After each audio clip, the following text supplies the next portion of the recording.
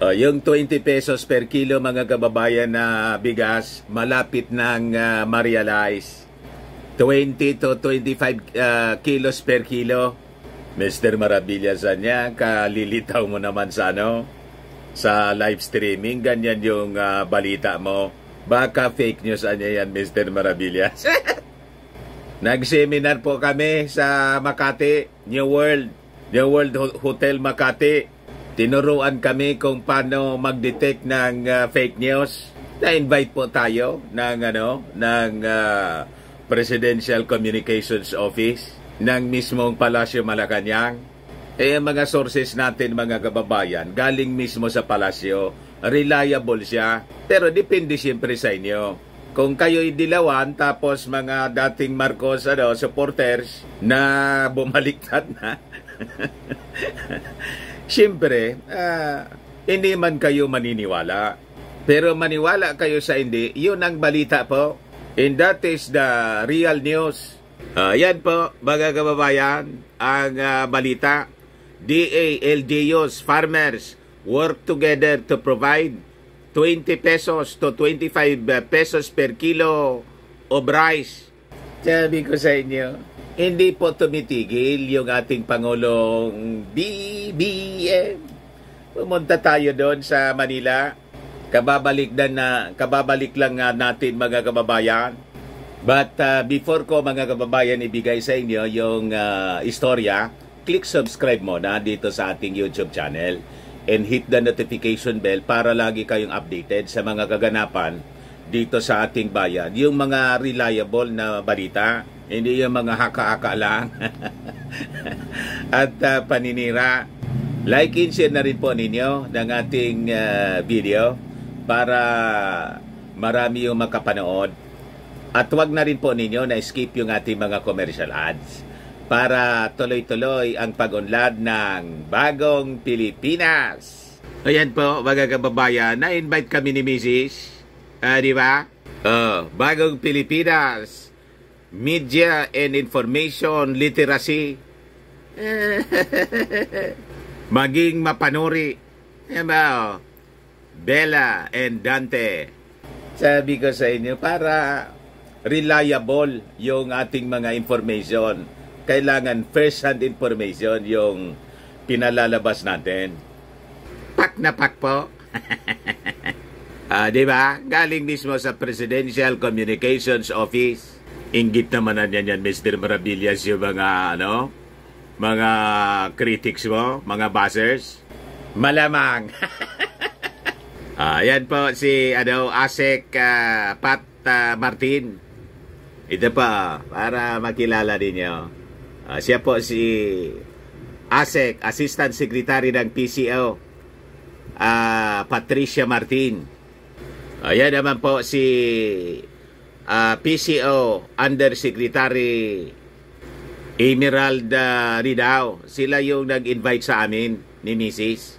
At saka si si Secretary Secretary Cheloy Garafil. Si Ivan Mayrina ng GMA, yung isa sa mga speakers. Yan po. May taga TikTok, may taga YouTube, may taga Google. Yan po mga kababayan. Para yung mga information nating pinalalabas credible. Di ba? Kailangan maging mapanuri tayo. Yung mga vloggers po, kung sino-sino na lang. What? Di ba? Kung ano-ano yung mga pinagsasabi. Tayo naman po, hindi tayo matatawaran in terms of yung experience natin. Kasi galing tayo sa mainstream media. And I have 39 years of experience sa mainstream. 18 years old pa lang po ako mga kababayan. Reporter na ako. And I retired as station manager. 7 stations yung hinawakan natin mga kababayan dito. Both sa AM, FM, pati television. Yung mga ibang vloggers. Tingnan ninyo kung credible sila. Bigla na lang po nagsipaglitawan during election. Kaya selected lang po kami na in-invite ng Palasyo Malacanang para magbigay ng mga reliable na mga information sa mga tao. Hindi po kayo malinlang. Yan po para sa bagong Pilipinas. Then syempre, dumiretso na rin tayo, mga kababayan, sa gabi ng parangal at pasasalamat sa mga bayaning atletang Pilipino. Na-invite tayo ng Palasyo Malacanang doon sa Rizal Sports Complex sa Malate, Manila. Ayan po, with President Ferdinand Bongbong Marcos. Ayan po, kasama natin si Juan Historiador. With si Mrs. siyempre kasama natin. Ang daming tao po dinumog ng mga mamamayan. Pagdating ng ating Pangulong Bongbong Marcos, hiyawan yung mga tao. Hindi pa rin nagbabago, mga kababayan, yung rockstar complex ng ating Pangulong Bongbong Marcos. Laging pinagkakaguluhan. Di ba? Ayan po, mga kababayan.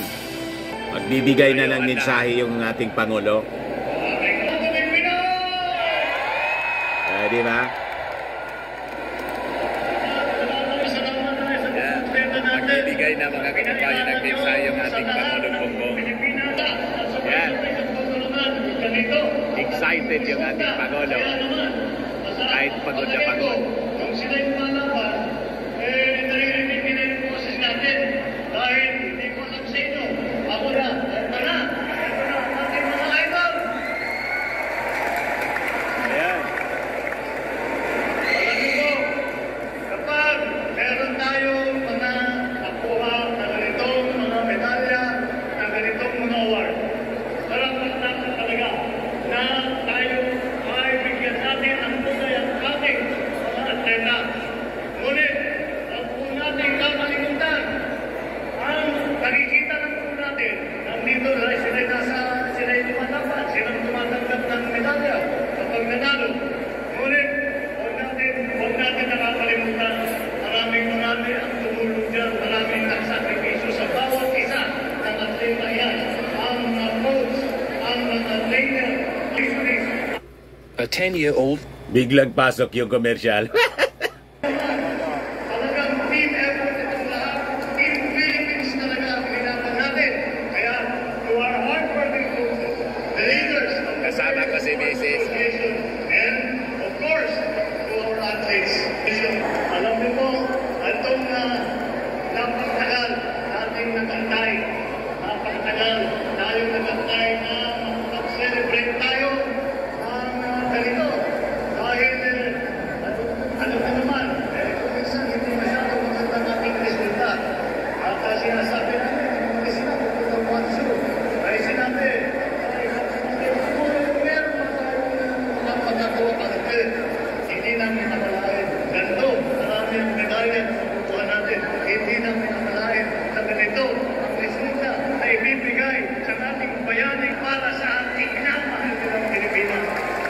We welcome you back from your very successful campaign during the 19th Asian Games. Let us again offer a round of applause. Palakpakan natin ang 393 athletes na lumaban sa Hangzhou sa China.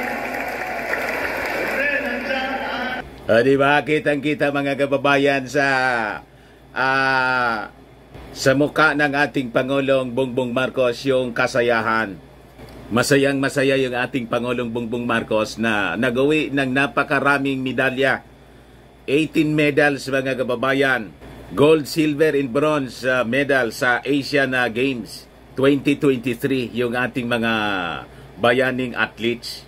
O ngayon, going back po sa trabaho ng ating Pangulong Bongbong as Agriculture Secretary, hindi siya bumibitaw sa kanyang aspirasyon na maibaba sa 20 pesos per kilo ang presyo po ng ating bigas. Yan po yung balita. So sabi dyan, the Department of Agriculture Farmers Cooperatives in Association and the local government units of Cebu and Negros Occidental are working together to provide 20 pesos to 25 pesos per kilo of rice in the market. Ganun po, tiwala lang talaga. Kasi po, sabi nga natin mga kababayan, yung mga nagdaang administrasyon after sa kanyang tatay, yung totok po, lahat politika, revenge, political revenge, inabandon yung agrikultura, pinabayaan yung ating mga magsasaka. Ngayon lang po na revive. Yung past administration, tokang-tokang EJK yung programa.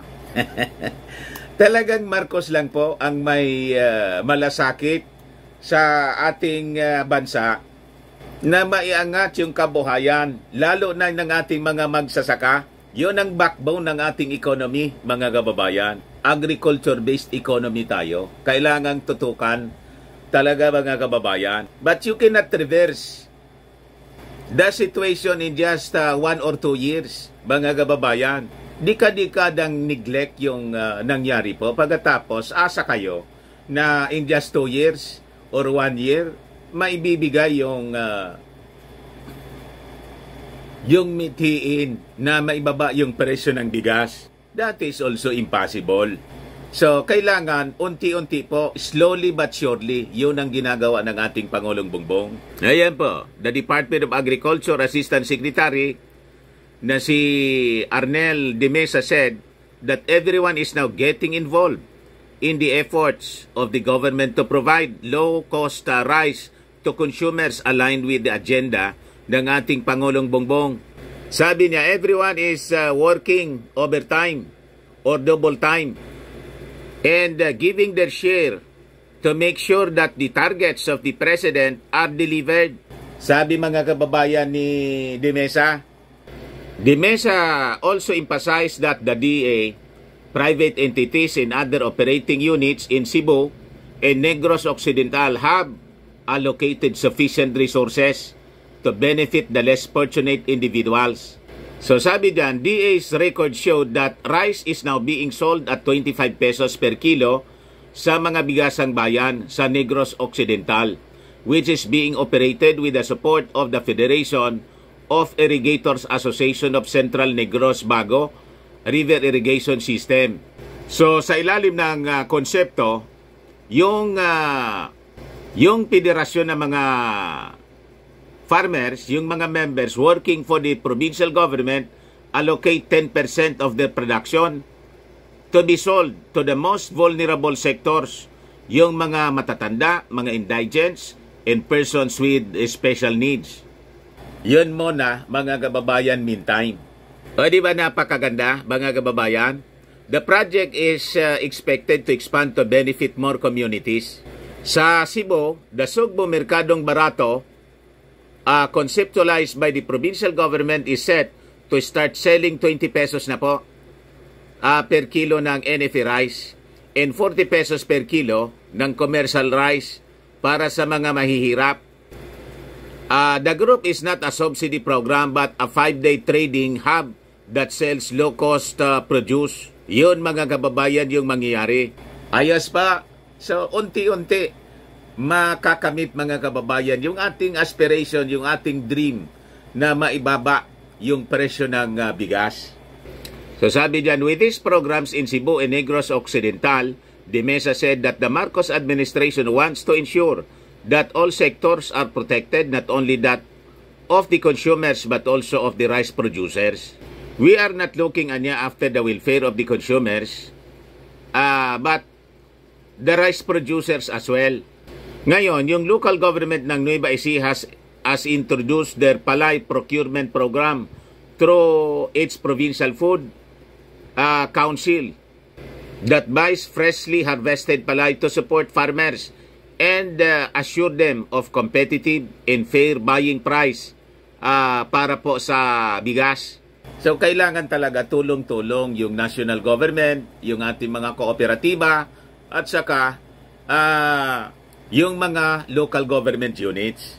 Ganon, mga kababayan. So, hindi tumitigil yung ating Pangulong Bongbong na maayos yung presyo ng mga basic commodities. So, tingnan ninyo yan. O, sabi dyan, PBBM vows to revive Philippine agri-fishery sector after years of neglect. Talagang pinabayaan po. Yung ating Pangulong Bongbong, ayaw pa niyang bitawan yung Department of Agriculture. Kasi nga po, marami pa siyang dapat gagawin dyan. O, sabi diyan sa balita, President Ferdinand Marcos Jr. vowed to revive the agricultural reforms initiated by his father, the late President Ferdinand Marcos Sr., as he called for whole-of-nation approach to address the challenges in agri-fishery sector. Speaking at the commemoration of the 70th anniversary ng Federation of Free Farmers sa Quezon City, the President said that his administration is facing a monumental task of developing and modernizing yung Philippine agri-fishery sector which has been left behind for decades. Dekada po na nineglect. Walang ginawa po na magandang programa man lang yung mga previous administration para sa mga magsasaka. Kaya po ito ay napakalaking trabaho. Kaya't kailangan po natin, hindi kaya ng pamahalaan na nag-iisa na gawin lahat ito. Kaya't kailangan po natin ang tulong ninyo. Yun ang sabi ng Pangulo. Kailangan namin ang sipag ninyo. Kailangan namin ang advice. Ang advice ninyo dahil kayo ang nakaharap sa mga problema ng agrikultura na dinadaanan natin ngayon. Sabi ng ating Pangulong, BBM. Di ba? Kaya asahan po, kaya po ito po ay napakalaking trabaho. Kaya po ay asahan po ninyo ang ating pamahalaan, ang inyong gobyerno ay nandito po upang gawin ang lahat, upang tulungan ang ating mga magsasaka na makapag-produce ng magagandang ani, na makapangisda ng sapat para sa ating mga kababayan at maipagbili naman ito sa presyo na abot kaya ng ating mga mamamayan.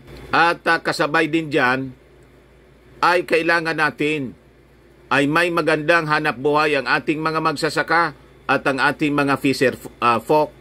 Payag ng ating Pangulo. So kasama mga kababayan sa mga programa ay ang pagpapalakas ng mga various association and cooperatives so that they can provide business and investment opportunities sa mga beneficiaries. You have my assurance that the government is striving to implement efficient mechanization strategies to reduce post-harvest losses and to ensure the optimal yield at an affordable cost